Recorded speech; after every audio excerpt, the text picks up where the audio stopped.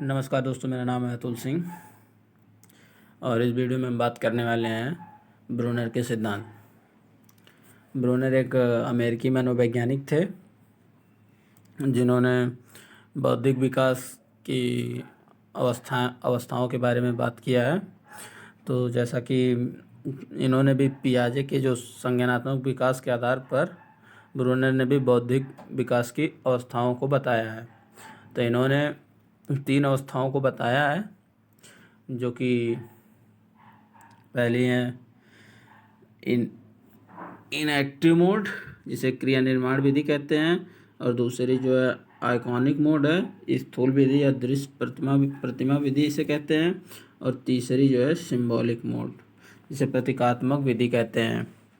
और अब यही इन्होंने यही 3 स्टेजेस को बांटा है। तो इससे पहले हम देखते हैं कि ब्रूनर ने क्या कहा है। तो ब्रूनर ने बताया है कि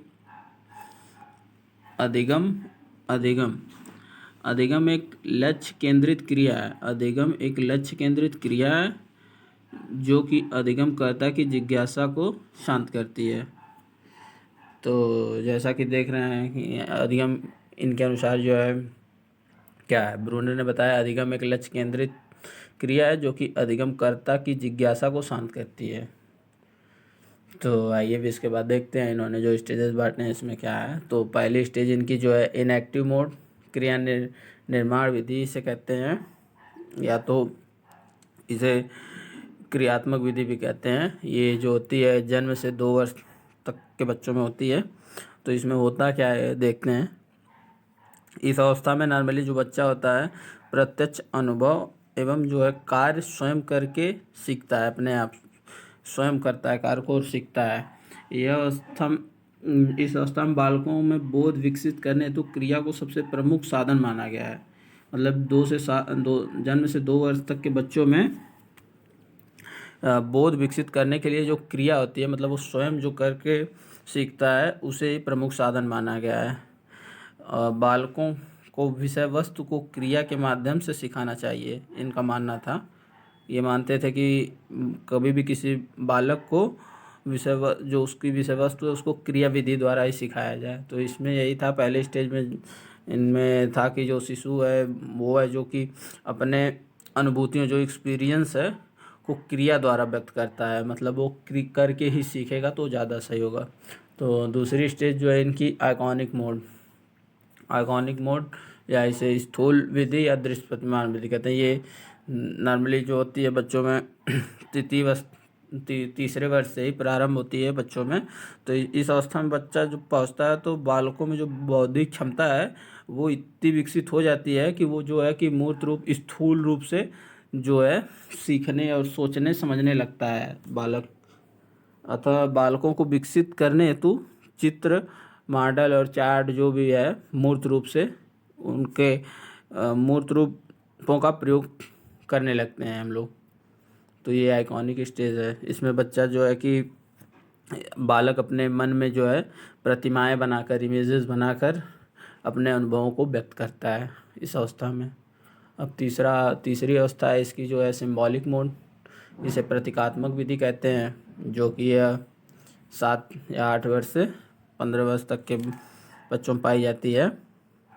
ब्रूनर ने बौद्धिक विकास की सर्वोच्च अवस्था इसे ही बताया है। मतलब उनके अनुसार जो बौद्धिक विकास की सर्वोच्च अवस्था वो यही है। इस अवस्था में बच्चा जो है अपने अनुभवों को भाषा के माध्यम से व्यक्त कर सकता है। इसमें जो भी उसके अनुभव हैं, एक्सपीरियंस है, उसको अपने भाषा के माध्यम से व्यक्त करने लगता है।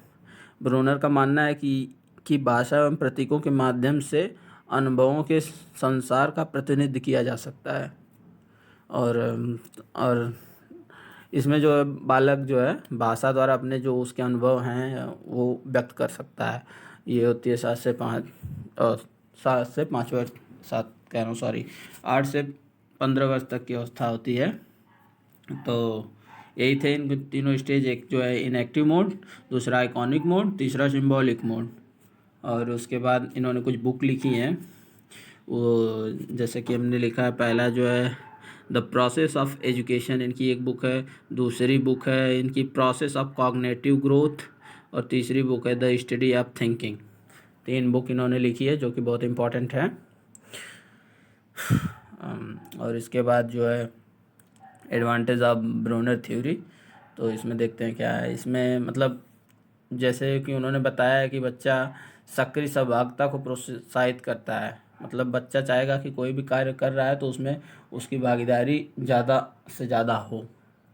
और स्वायत्ता, जिम्मेदारी और स्वतंत्रता को बढ़ावा देता है। मतलब वो आत्मनिर्भर बढ़ेगा, जिम्मेदारियां लेना वो ज़्यादा वो करेगा, और स्वतंत्र रूप से वो जो है स्वतंत्र रूप को बढ़ावा देता है। और तीसरा जो है इसमें बताया रचनात्मकता और समस्या को सुलझाने के कौशल के विकास को उत्तेजित करता है। तो जब बच्चा सक्रिय रूप से भाग लेगा और वह जो स्वतंत्र होगा, वह जिम्मेदारियों को समझेगा, और जब वह सक्रिय रूप से भाग लेगा और जब वह स्वतंत्र रहेगा तो उसकी जो है क्रिएटिविटी और समस्या सुलझाने की जो प्रॉब्लम सॉल्विंग स्किल जो है वो उत्तेजित होगी। जब रचनात्मकता तभी आ सकती है जब बच्चा स्वयं सोचे या सक्रिय रूप से भाग ले। तो इन्होंने इसका भी इनकी अभी जो है लाभ है इनकी थ्योरी से ये मिले हैं। तो ये तीनों हो गए। और आइए देखते हैं इसमें अब जो है कि पियाजे और ब्रूनर में अंतर क्या है। तो जैसा कि देख रहे हैं कि पियाजे ने अपने स्टेजेस को 4 भागों में बांटा है, और जबकि ये हैं पियाजे पियाजे और ब्रूनर। तो देखते हैं पहले, मान लीजिए पियाजे हो गए और ये ब्रूनर। इन्होंने अवस्थाओं को 4 भागों में बांटा है, इन्होंने 3 भागों में बांटा है। और जो इनका मेन फोकस था, जैसे पियाजे का जो मेन जिन्होंने इसे सर्वाधिक बल दिया है वो है इन्वायरमेंट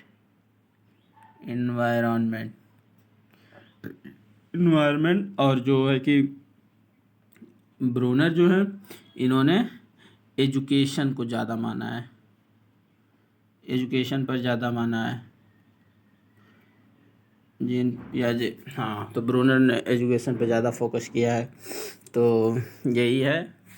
और इनकी कुछ क्रिटिसिज्म भी हैं पियाजे ब्रूनर के। तो उनका जैसे कुछ लोग मानते हैं कि अगर बच्चा अन्वेषण स्वयं करेगा तो वो पहला तो अन्वेषण सीखने का सर्वोत्तम विधि माना, जो कि उचित नहीं है। इन्होंने अन्वेषण को ही खोज को सीखने की सर्वोत्तम विधि माना है, जो कि एक समय के लिए उचित भी नहीं है। अगर बच्चा स्वयं ही अपने आप से सब कुछ मतलब खोजेगा और सीखेगा तो नॉर्मली उसका टाइम बहुत ज़्यादा जाएगा, और ये भी नहीं पता कि वो खोज रहा है तो वो सही चीज़ खोज रहा है या फिर सक्सेस होगा या नहीं होगा। वो तो मतलब ये सर्वोत्तम विधि नहीं हो सकती है, लेकिन एक अच्छी विधि है। तो ये इनकी आलोचना है। और तो ब्रूनर में कुछ ज़्यादा था नहीं, बस ये इनकी स्टेजेस को आप याद कर लीजिएगा। और ये जो ईयर हैं कितने कितने मतलब होते हैं कि जन्म से 2 वर्ष, 3 से 7, उसके बाद 7 या 8 से 15, ये जो 3 स्टेजेस हैं ये इम्पोर्टेंट हैं। और ये जो बुकें हैं ये इम्पोर्टेंट है। ये इनकी थ्योरी की इम्पोर्टेंट बातें थी, और तो इनमें ज़्यादा कोई इम्पोर्टेंट है नहीं। तो ब्रूनर ने बस इतना ही दिया है, इतना आप याद कर लेंगे वो काफ़ी है। तो चलिए बस, धन्यवाद, थैंक यू।